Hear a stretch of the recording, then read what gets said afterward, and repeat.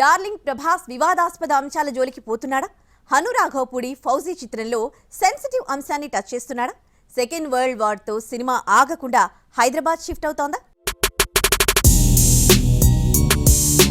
The Raja Saab film ను finish చేసే mood లో ఉన్న ప్రభాస్ కు ఫౌజీ ఫిల్మ్ రిస్కీ టాస్క్ లా మారేలా కనిపిస్తోంది. సీతారామం లాంటి హిట్ ఇచ్చిన హను రాఘవపూడి ప్రభాస్ తో తీసే ఫౌజీని వరల్డ్ వార్ నేపథ్యంలో నడిపిస్తూనే లవ్ స్టోరీని నడిపించాలని చూస్తున్నాడు. అందుకోసమే ఫ్రెష్ ఫీలింగ్ ఉంటుందని ఇమాన్వీని తీసుకొచ్చాడు. రెండవ ప్రపంచ యుద్ధ కాలం నాటి వార్ అండ్ ఎమోషనల్ లవ్ డ్రామాలో ప్రభాస్ క్యారెక్టరైజేషన్ కొత్తగా ఉండబోతోంది. ఇంతటి భారీ చిత్రంలో ఇమాన్వి అనే సోషల్ మీడియా స్టార్ కి ఛాన్స్ ఇచ్చి అందర్నీ ఆశ్చర్యపరిచారు. Imanvi professional dancer. ఆమెను ఈ సినిమా హీరోయిన్ గా ఎంచుకోవడానికి కారణం ఇదే. అయితే ఈ సినిమా కథను సెకండ్ హాఫ్ కు రజాకార్ నేపథ్యాన్ని యాడ్ చేయబోతున్నారట. భారీ యాక్షన్ అంశాలతో రజాకార్ ఎపిసోడ్ ఉంటుందట.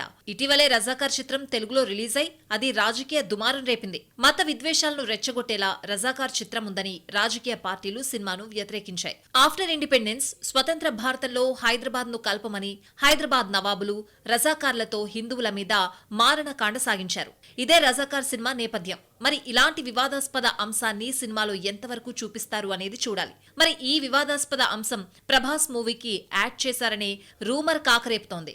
రైట్ వింగ్ మూవ్మెంట్ ఉధృతంగా నడుస్తున్న ఈ టైంలో ఈ న్యూస్ కు మరింత పబ్లిసిటీ దొరకడం ఖాయం. చూద్దాం ఫైనల్ గా ఈ రూమర్ పై హను రాఘవపూడి ఎలా స్పందిస్తాడు.